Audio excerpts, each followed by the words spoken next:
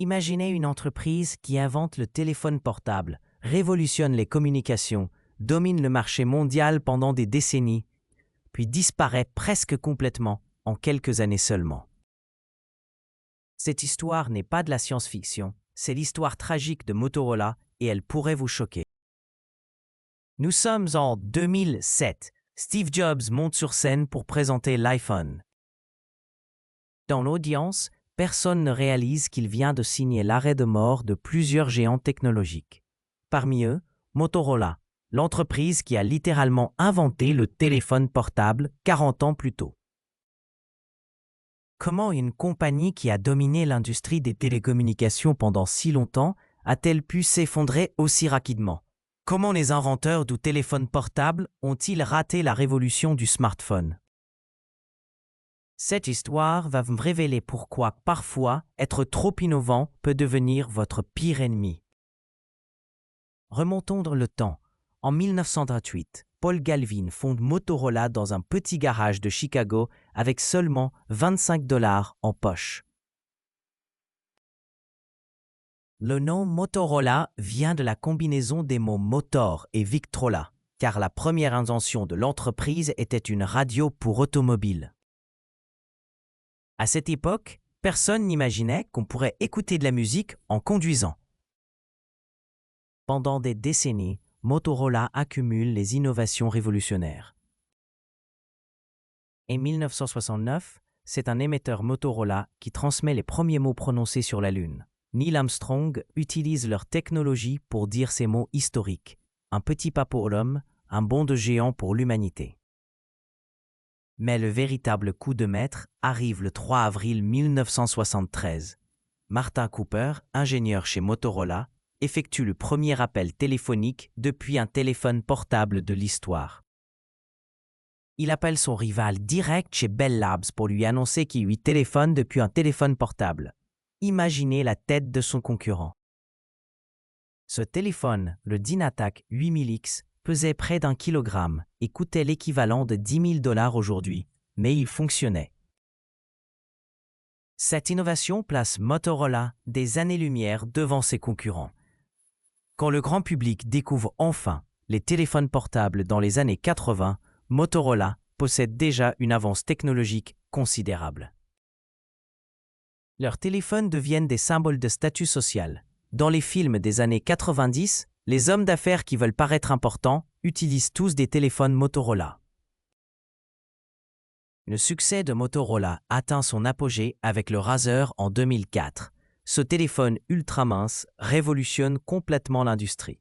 Alors que tous les fabricants produisent des téléphones de plus en plus épais pour ajouter des fonctionnalités, Motorola fait exactement l'inverse. Le Razr mesure seulement 14 mm d'épaisseur, un record absolu pour l'époque. Le design du Razr est révolutionnaire. Son clapet métallique, ses lignes épurées, son écran externe, tout est pensé pour séduire.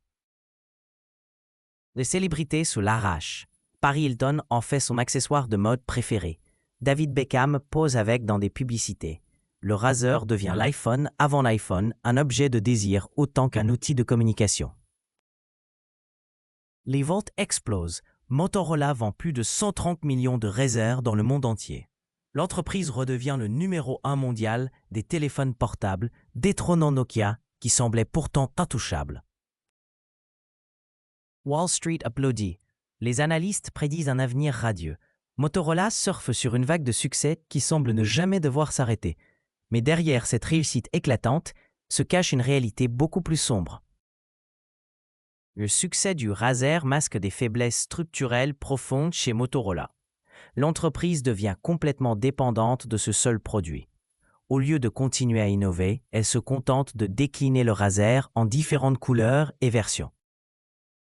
Plus grave encore, Motorola rate complètement l'émergence des smartphones. Pourtant, les signaux étaient clairs. BlackBerry cartonne auprès des professionnels avec ses emails intégrés. Palm innove avec ses assistants personnels. Microsoft développe Windows Mobile. Apple rachète des entreprises spécialisées dans les logiciels mobiles. Tous les ingrédients sont là pour comprendre que l'avenir appartient au téléphone intelligent. Mais Motorola reste focalisé sur le design et l'hardware. L'entreprise pense que les consommateurs veulent des téléphones beaux et fins. Point final. Elle néglige complètement l'aspect logiciel.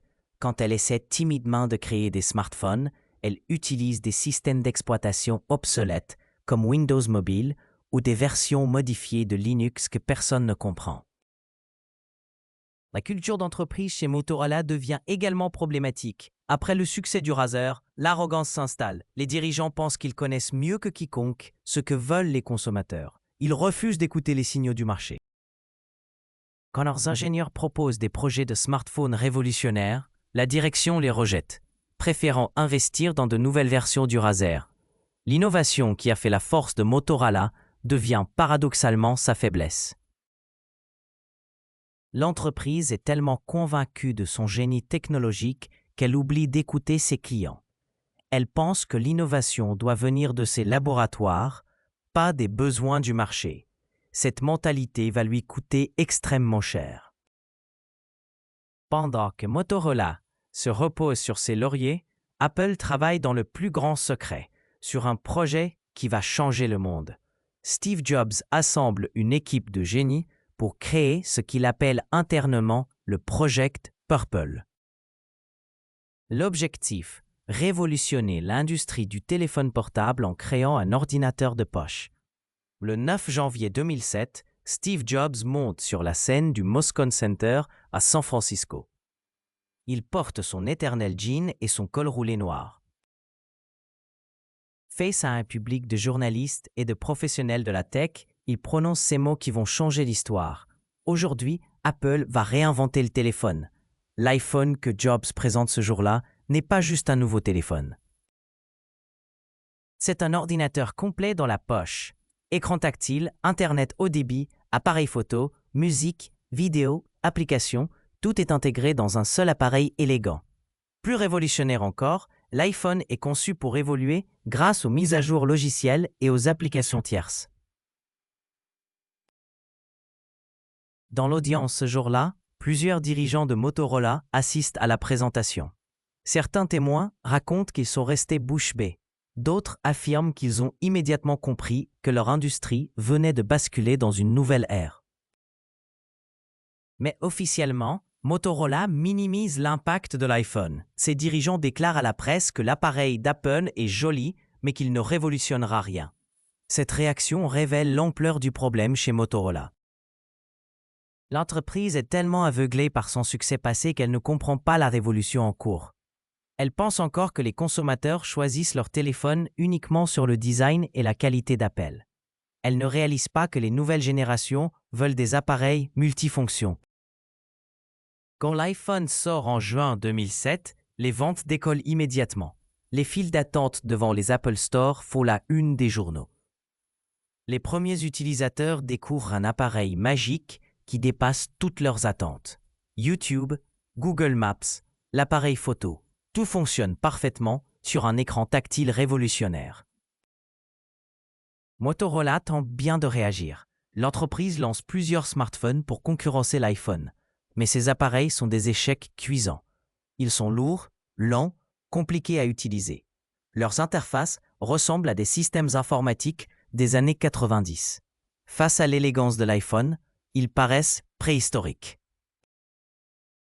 Le plus tragique, c'est que Motorola possédait toutes les technologies nécessaires pour créer un iPhone. Ses ingénieurs maîtrisaient parfaitement les écrans tactiles, les processeurs mobiles, les antennes, les batteries. Mais l'entreprise n'a jamais eu la vision globale nécessaire pour assembler ces éléments en un produit cohérent. Les conséquences de cette erreur stratégique sont catastrophiques.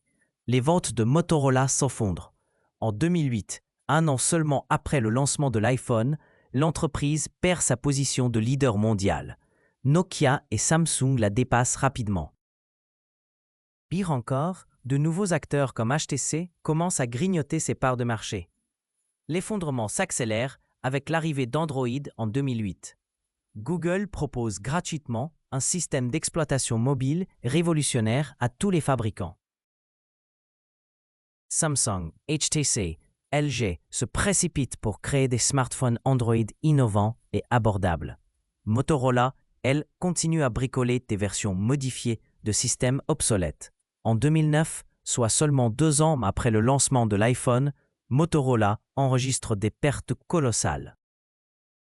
L'action s'effondre. Les analystes parlent de faillite possible. L'entreprise qui dominait l'industrie des télécommunications depuis des décennies se retrouve au bord du gouffre en moins de 24 mois. Le comble de l'ironie, c'est que Motorola finit par lancer un smartphone Android révolutionnaire en 2009, le Droid. Cet appareil connaît un succès considérable et redonne espoir à l'entreprise. Mais il est trop tard. La concurrence s'est intensifiée. Samsung sort des Galaxy toujours plus performants. Apple améliore l'iPhone chaque année. Motorola ne peut plus suivre le rythme. En 2011, soit seulement 4 ans après l'iPhone, Google rachète la division mobile de Motorola pour 12 milliards et demi de dollars. Une des entreprises les plus innovantes de l'histoire technologique américaine disparaît du paysage.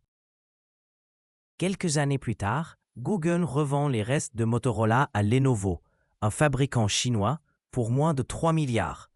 Cette histoire nous enseigne des leçons fondamentales sur l'innovation et la stratégie d'entreprise. Premièrement, le succès passé ne garantit jamais l'avenir. Motorola était tellement fière de ses innovations historiques qu'elle a oublié de continuer à innover. L'entreprise s'est reposée sur ses acquis au lieu de se réinventer constamment.